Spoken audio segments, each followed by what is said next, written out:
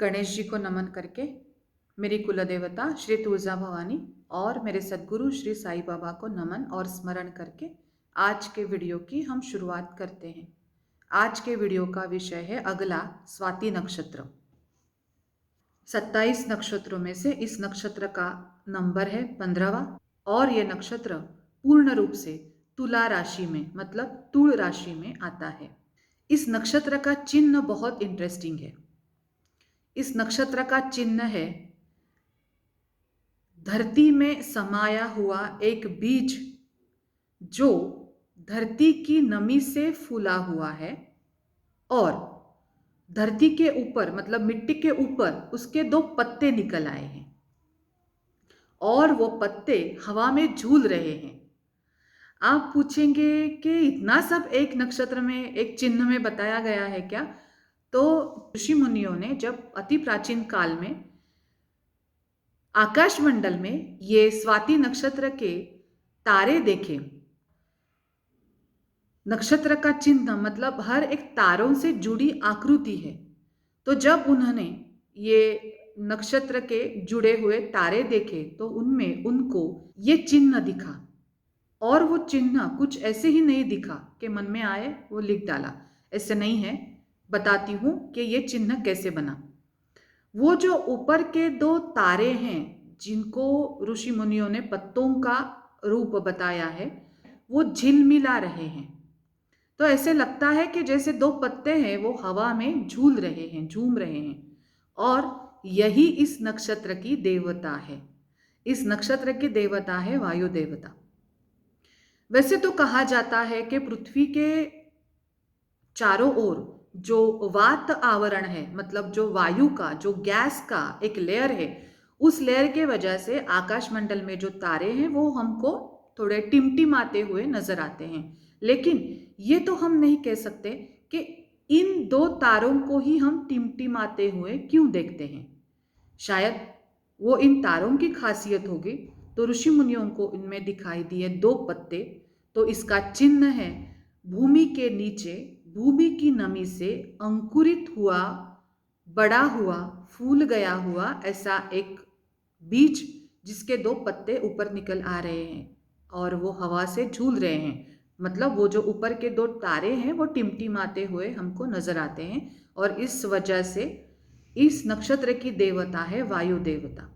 इस नक्षत्र का स्वामी है राहु और जिस राशि में यह नक्षत्र आता है उस राशि का स्वामी है शुक्र। तो स्वाति नक्षत्र में पैदा हुए लोग जीवन भर राहु और शुक्र इन 2 ग्रहों से जुड़े होते हैं। राहु और शुक्र एक दूसरे के दोस्त हैं। जिन लोगों के कुंडली में राहु और शुक्र युति होती है वो लोग दिखने में बहुत सुंदर होते हैं। उनका वैवाहिक जीवन थोड़ा सा कठिन होता है। अपने जीवन के एक कार्यकाल में वो बहुत बड़ा धन हासिल कर लेते हैं और एक कार्यकाल में वो शायद बहुत ज़्यादा निर्धन हो भी जाते हैं। तो ये सभी पॉसिबिलिटीज स्वाति नक्षत्र में जन्मे हुए लोगों के साथ हो सकती है, होगी ही ऐसे नहीं कहा जा सकता क्योंकि उनकी जन्म कुंडली क्या बताती है उसका भी विवरण बहुत ज़्यादा इम्पोर्टेंट है। स्वाति इस शब्द का अर्थ है स्व, खुद का, भान, ज्ञान, सम्मान करने वाली स्त्री। एक ऐसी व्यक्ति, मोस्टली स्त्री बताया गया है इसको, एक ऐसी व्यक्ति जिसको आत्मज्ञान हो चुका है। इस नक्षत्र का आराध्य वृक्ष है अर्जुन वृक्ष। ये लोग ज्यादा एक्टिव नहीं रहते, हाथ में 1 या 2 काम लेते हैं, अपनी तरीके से अपना सम्मान ना गवाए ये उस काम को पूरा करते हैं। ये लोग भयंकर स्वाभिमानी होते हैं।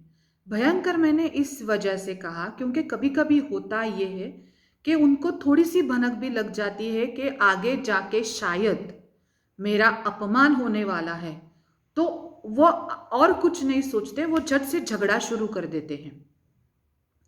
कभी कभी ऐसे होता है कि 2 लोग बात कर रहे हैं और तीसरी व्यक्ति वहां पे आ जाए और वो 2 लोग बात करने के लिए रुक जाते हैं बात करते करते, वो इस वजह से नहीं रुकते कि वो उसकी बुराई करते हैं, जो तीसरी व्यक्ति है उसकी बुराई कर रही है, इसलिए वो नहीं रुकते। कुछ अलग बात होती होंगी भी शायद, लेकिन वो जो तीसरी औरत या तीसरा जो कोई इंसान, मर्द औरत आएगा तो उनको लगेगा कि वो उन्हीं के बारे में बात कर रहे थे और वो फिर थोड़ा गुस्सा हो जाते हैं।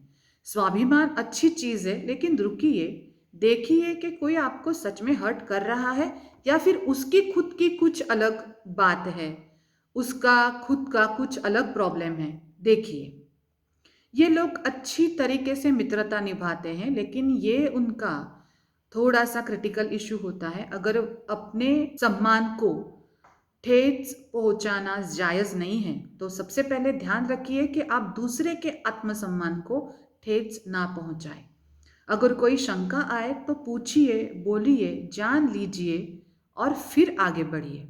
साथ ही साथ मैं ये भी कहूँगी कि ये लोग बुरे नहीं हैं, ये स्वाभिमानी है, भयंकर स्वाभिमानी है, लेकिन मैंने बहुत बार देखा है कि स्वाति नक्षत्र के लोगों की दूसरे लोगों से बहुत बहस होती है, लेकिन इसका मतलब ये नहीं कि उनकी जगह गलत है, उनकी सोच गलत है। बल्कि बहुत बार मैंने ये भी देखा है कि जब झगड़ा होता है तो स्वाति नक्षत्र के लोगों का जो कारण है, उनका जो पक्ष है, उनकी जो राय है, वो बहुत बार सही होती है। बस ये लोग गलत तरीके से प्रेजेंट हो जाते हैं। इन लोगों को नेतृत्व करना तो पसंद होता है, लेकिन इनके साथ कोई नहीं आता। ऐसे क्यों होता है मुझे पता नहीं, लेकिन मैंने ये बहुत बार देखा है। तो ये लोग थोड़े से अकेले पड़ जाते हैं। इन लोगों को चमकीली चीज़ें बहुत पसंद है और ये लोग उन चीज़ों को बहुत संभाल के रखते हैं। इतना संभालते हैं कि शायद वो इनको ज़्यादा इस्तेमाल ही ना करें। मेरे अनुभव के अनुसार इन लोगों में पेट की समस्या, श्वसन की समस्या और हृदय की समस्या ज़्यादा होती है। मैंने ये भी देखा है कि संगीत से जुड़े चीज़ों में, कारोबार में इनको अच्छी तरक्की हासिल होती है। संगीत की चीज़ें बेचना, संगीत क्षेत्र में काम करना, गाना गाना या कोई वाद्य, म्यूजिकल इंस्ट्रूमेंट का उससे म्यूजिक बनाना, ये इन लोगों को पसंद होता है और ये इसमें तरक्की भी हासिल करते हैं। लेकिन ये लोग ज़्यादा ऊर्जा, ज़्यादा शक्ति जिसमें लगती है, ऐसे वाद्य बजाना पसंद नहीं करते। चर्म वाद्य को, ढोल है, ताशा है, नगाड़ा है, तो वो बजाना इनको पसंद नहीं है। इनको सुरीली चीज़ें, सिंपल और प्यारी सॉफ्ट म्यूजिक वाली चीज़ें ज़्यादा पसंद होती है। वायु का प्रभाव ज़्यादा रहता है, इस वजह से इनके डिसीजंस, इनके विचार, इनकी रुचि बदलती जाती है।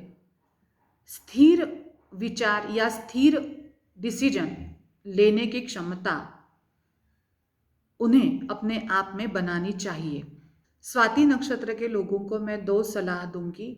एक तो बहस ना करें, शांति से बैठ के खुद की सुनाइए, सामने वाले की सुनिए और फिर डिसीजन ले लीजिए, फाइनल रिजल्ट निकालिए। बहस को टालिए, शांति से बात कीजिए, ये क्वालिटी अपने आप में डेवलप कीजिए। ये पहली बात। और दूसरी सलाह मैं उनको दूंगी कि आप में नेतृत्व करने की क्षमता तो है, आप नेतृत्व करने की इच्छा भी रखते हैं, लेकिन लोग अपना लीडर चुनते हैं। आप खुद किसी के लीडर नहीं बन सकते। तो अगर ऐसा हो जाए आपके जीवन में कि आपको नेतृत्व करने की इच्छा है, लेकिन लोग आपके साथ, आपके पास नहीं आ रहे हैं, तो आप लोगों से दूर मत हट जाइए, अकेले मत हो जाइए, अपने लोगों से जुड़े रहिए। ओम साई राम।